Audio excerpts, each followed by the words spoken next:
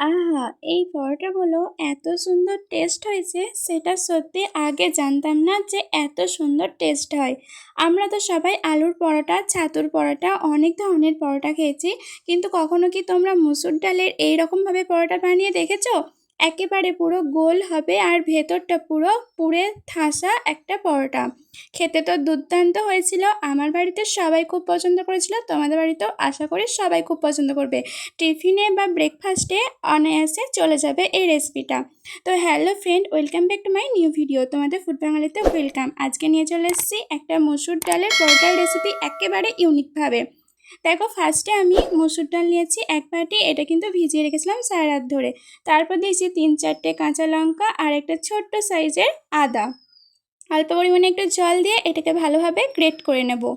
দেখো, ভালোভাবে কিন্তু মিক্সার মেশিনে ব্লেন্ড করে নিয়েছি। এরপর দেখো, একটা বাটি নিয়েছি, সেখানে কিন্তু 1 বাটি দিয়েছি ময়দা আর 1 বাটি দিয়েছি আটা। এরপর দিয়েছি সামান্য পরিমাণে লবণ, কালো জিরা দিয়েছি অল্প পরিমাণে, আর দিচ্ছি রিফাইন অয়েল কিছুটা পরিমাণে। ময়ানটা কিন্তু অবশ্যই মেনটেন করে করতে হবে। তোমরা যদি ময়ানটাকে না দাও তাহলে কিন্তু খেতে একদম ভালো লাগবে না। ময়ানটা কিন্তু অবশ্যই ভালোভাবে করতে হবে। তো দেখো, আমি এমনি রুম টেম্পারেচারের জলে চিনি মিশিয়ে রেখেছিলাম, সেই চিনি জলটা গুলে দিয়ে দিচ্ছি। এই চিনিটা দেওয়ার ক্ষেত্রে খেতে কিন্তু স্বাদটা অনেকটা আলাদা হয়ে যাবে আর খেতেও অনেকটা ভালো লাগবে। এরপরে জল দিয়ে দিয়ে হালকা একটা ডো তৈরি করে নিচ্ছি।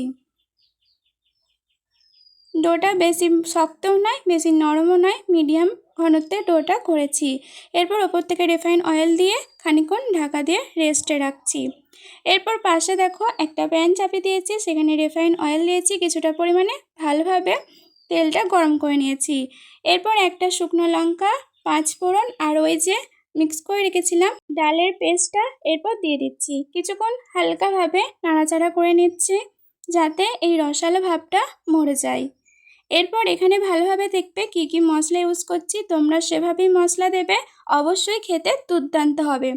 পরিমাণ মতো লবণ দিয়েছি, অল্প পরিমাণে একটু চিনি দিয়েছি, জিরে গুঁড়ো দিয়েছি, ধনে গুঁড়ো দিয়েছি, আর দিচ্ছি হলুদ গুঁড়ো, আর একটি লাল মরিচ পাউডার দিচ্ছি কিছুটা পরিমাণে।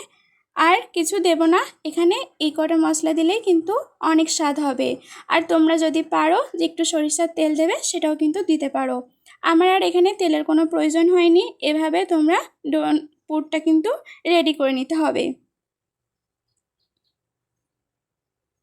দেখো, আমার পুরটা কিন্তু পুরোপুরিভাবে রেডি হয়ে গেছে। আমি তুলে ঠান্ডা করতেও দিয়ে দিয়েছি। এরপর দেখো ডোটা নরম হয়ে গেছে।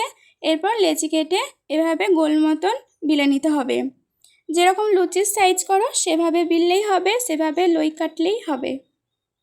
এবার দেখতে থাকো, ইউনিক একটা ডিজাইনের ভাবে করা।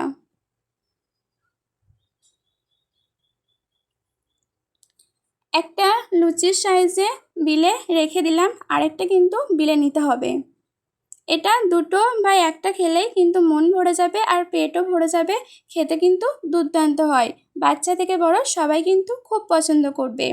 এরপর দেখো, এই ময়দাটার ওপরে ওই যে পুরটা তৈরি করে রেখেছিলাম, সেই পুরটা কিন্তু এভাবে ছড়িয়ে দিতে হবে। আমি যেভাবে করছি তোমরা কিন্তু সেভাবেই করবে, তাহলে পুরো রেসিপিটা আমার মতনই হবে। এরপর সাইডে কিন্তু জল বুলিয়ে দিচ্ছি যাতে ভালোভাবে এঁটে যায়।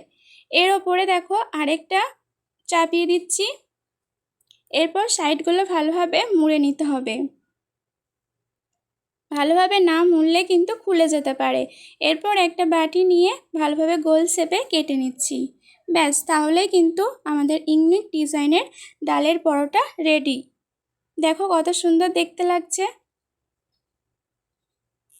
সাইডটা তোমরা যদি পারো সাইডটা কিন্তু আরও একবার মুড়ে দেবে। আরেকটা তোমাদেরকে দেখাচ্ছি, দেখো করে। ভালোভাবে একটু দেখতে থাকো, তাহলে তোমরা বুঝতেও পারবে আর এভাবেই কিন্তু করতেও পারবে।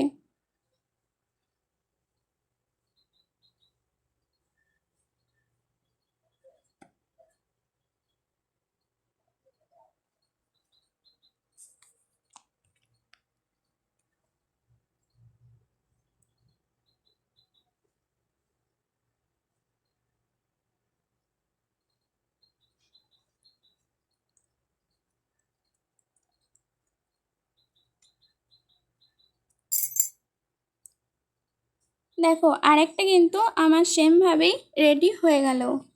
তোমরা নিশ্চয়ই বুঝতেই পেরেছো এটা আমি কিভাবে তৈরি করছি।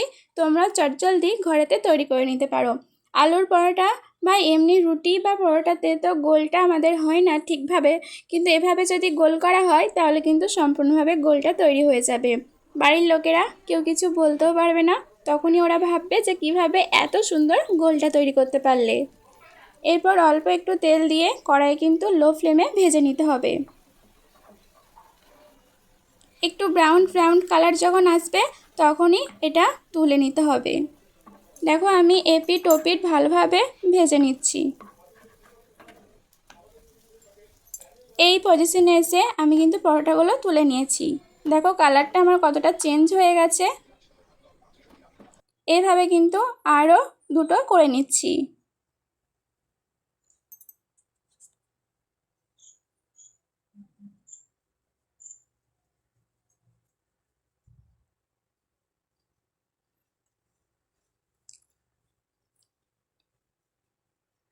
দেখো শুধু বন্ধুরা, পরোটাগুলো দেখতে কতটা লোভনীয় লাগছে, মনে হচ্ছে এখনই একটা তুলে খেয়ে নিই। আর স্বাদটাও কিন্তু অসম্ভব সুন্দর হয়েছিল। একবার বাড়িতে বাড়িয়েই দেখবে না কত সুন্দর খেতে হয়েছিল। তো বন্ধুরা, তোমাদের যদি ভিডিও ভালো লেগে থাকে তাহলে লাইক কমেন্ট শেয়ার আর সাবস্ক্রাইব করে আমার পাশে থাকবে। নতুন বন্ধু হলে সাবস্ক্রাইব করে দিও আমার চ্যানেলটা। তোমাদের নতুন নতুন ভিডিও দেখার জন্য তাড়াতাড়ি চলে আসতে হবে এই চ্যানেলে। তো বন্ধুরা, তোমরা অনেক ভালো থেকো, সুস্থ থেকো। আজকেকার মতন এই পর্যন্তই। টাটা।